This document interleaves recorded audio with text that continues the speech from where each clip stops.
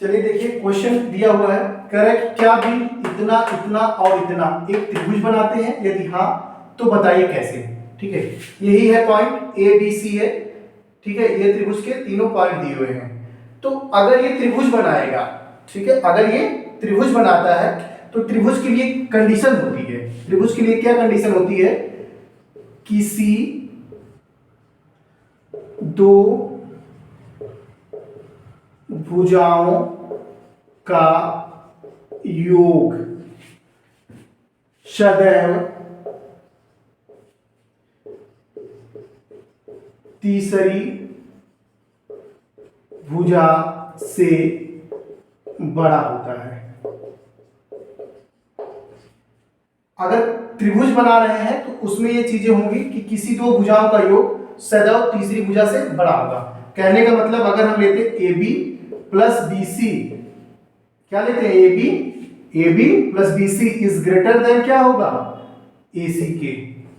ठीक है, अगर हम क्या लेते हैं? A B plus B C, ठीक है, is always greater than A C, या फिर मैं कह दूं A C plus B C is greater than A B.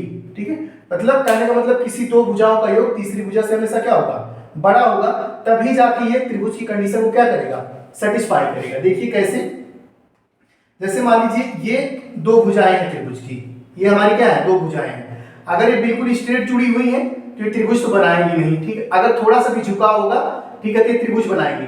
लेकिन इन दोनों भुजाओं का योग, इस जो झुकाव हो गया ना, तो ये कहीं कहीं कम होगा उससे। ठीक है, तो तीसरी भुजा से हमेशा क्या होगा? बड़ा होगा। ठीक है, तो इस तरीके से आप इसको सॉल्व करेंगे। ठीक है, इसी कंडीशन को हम क्या करेंगे? फॉलो अप करेंगे। चलिए देखते हैं।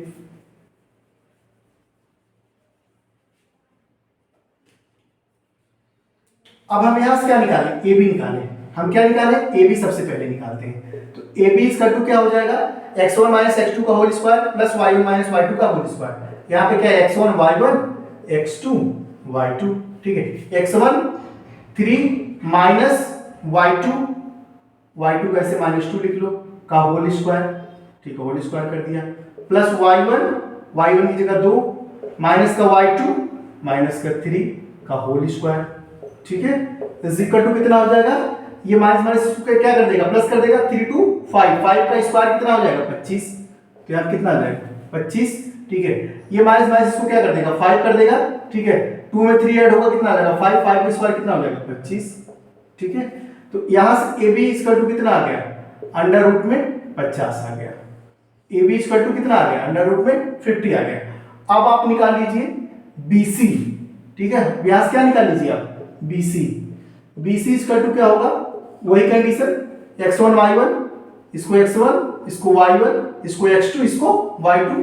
तो x1 y1, ठीक है, तो x1 की जगह 2 माइनस का 2 माइनस का 2 का whole square plus y1 3 minus y2 3 का होल स्क्वायर। ठीक है, इज इक्वल टू 2 2 4 4 का स्क्वायर कितना हो जाएगा? 16 प्लस 3 3 6। ठीक है, 6 का स्क्वायर कितना हो जाएगा? 36। तो ये कितना बन जाएगा? BC। BC बन जाएगा हमारा 6 6 12। ठीक है, 6 6 12 हो जाएगा, 3 1 4 1 5 हो जाएगा।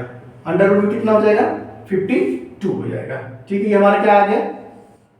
BC आ गया। ठीक है, इसी तरीके से अब क्या निकालेंगे आप? AC।